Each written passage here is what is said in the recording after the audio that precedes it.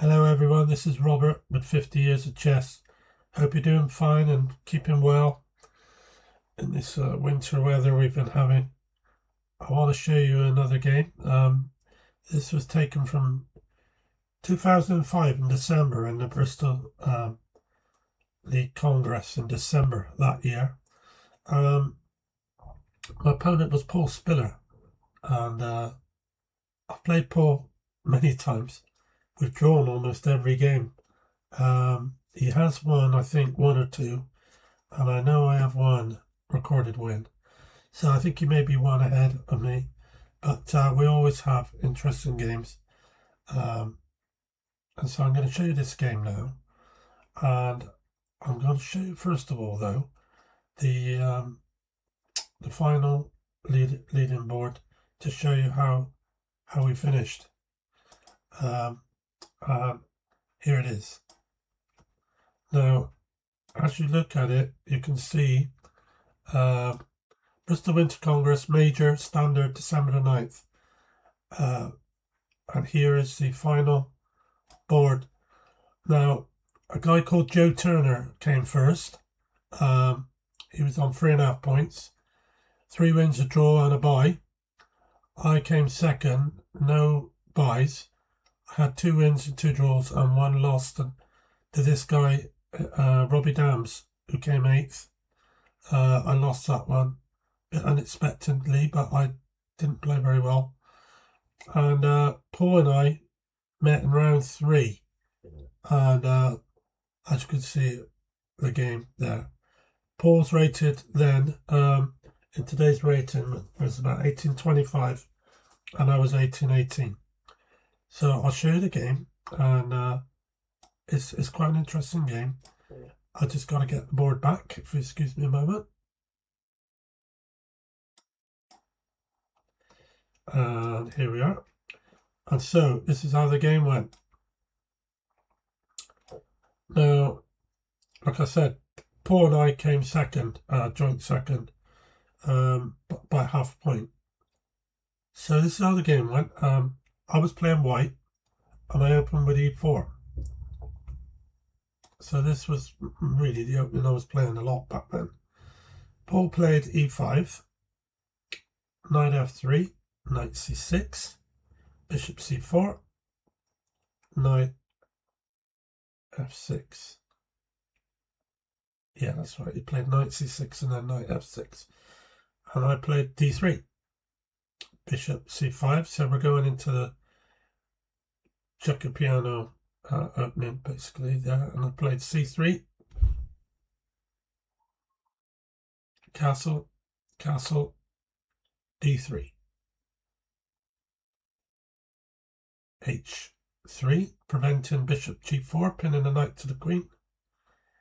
a6. Now he's given himself an exit square for his bishop. Should I play b4, he can drop back to either b6 or to a7, but also that he can play b5 if he wishes to attack my bishop and drive it back. So I just played a4 to stop any chance of b5 coming in. Now he's pushed his pawn on to d5, which is unusual as he's not developed his bishop yet.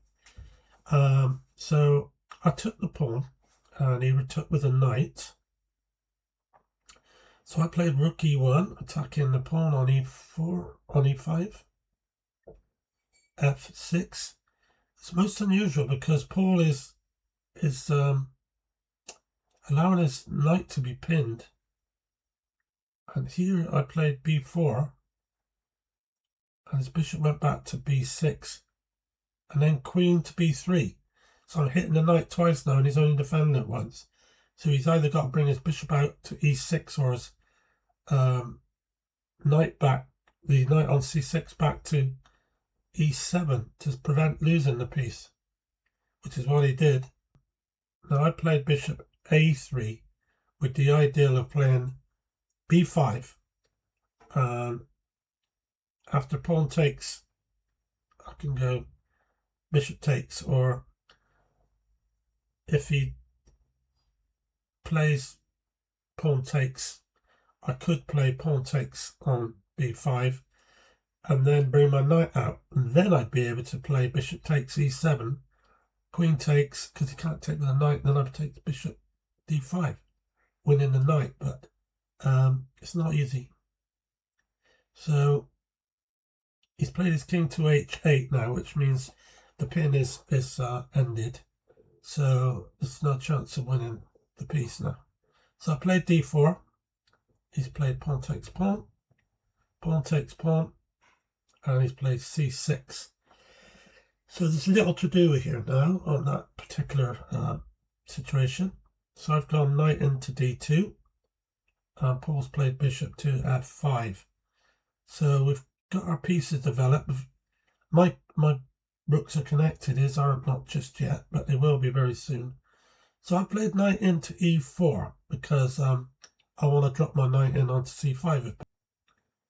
So he's played bishop takes knight, rook takes bishop, knight g6, bishop takes knight, pawn takes knight, and rook back to e3.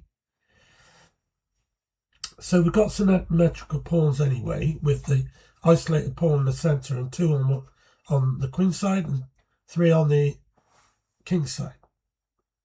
He's dropped the bishop back to c7, and he's probably going to look at playing queen to d6 at some point with that threat of on the b8 h2 diagonal. So I've connected my rooks, and I think I'm probably just a bit better in this game now. So we're doing all right. Yeah, but Paul's gone queen to d7, and I played b5. He's put his bishop on d6 to try and neutralize my bishop from taking his rook. So I did just that.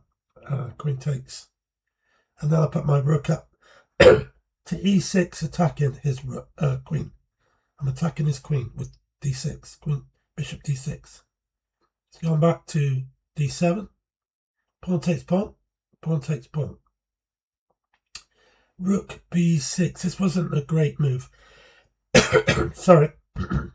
I should have kept my rooks connected and probably played a5.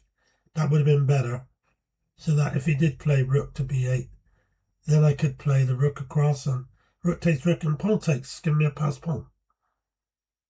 So he's played h6 to make sure there's no back rank mate or anything like that. And I brought the other rook up to put pressure on the a6 pawn, and he's gone in knight to f4. Played rook to d6, queen e7, rook takes pawn, rook takes rook, rook takes rook, and rook to c8. Now this is a little bit risky because he's looking to come in on the back rank and try and get me on and a checkmate probably on g2 with his queen and rook, so I have to be careful. I've brought my queen across to block off his queen, and he's checked me on c1. So I've gone king h2, and now he's played queen c7 with the threat of a discovered attack on my king. So I pushed the pawn up to get rid of the knight, and he's brought his rook to c6. I have to move the queen, so there's nowhere I can go without losing it, except taking his knight. Though I could have checked him, but it wouldn't have done an awful lot. So queen takes queen, g takes queen, and then rook takes knight. I'm a pawn up, but he's going to get his pawn back. So I have to be a bit careful here. I don't think I was so good in the endgame in them days as I am now. I'm much better now than what I was. So he's played rook check, takes pawn check, king g3, rook across to a2, and I took his pawn on d5, and he took my pawn on a4. Now I've got a pass pawn, but it's not easy to push it on. I move my king up to avoid the check on a3. And now he's played his 3 pawns up together with g6 to d7. This is to prevent his king from coming off the back rank. He can only come along the rank towards the centre, and then his pawns would be weak. But here he played f5. It's a good move because it means I've got to come away from that g4 square. I could go to h4, but then maybe he can get his rook round the back of that f4 pawn. So Paul here checked me, and then he offered me a draw, and it's difficult to win it. I'm kind of better, and yet I'm not, because he's got 3 connected pawns and I've got 3 separate pawns. And I don't think with just the rook I could get that pawn home anyway on d4. I think his king could come across with his rook and prevent it. So I took the draw, and it's always a pleasure playing Paul. And like I said, we usually always drew. So it was an interesting game. I was pleased to play him. It was very good. I hope you enjoyed it. And I couldn't quite win this tournament because of that one loss that I had to a guy called Robbie Dans. And so that was played in Bristol in 2005, December 2005. So he's quite a lot younger than me. So thanks for watching. I hope you enjoyed it, and I'll bring you some more games very soon. For now, bye.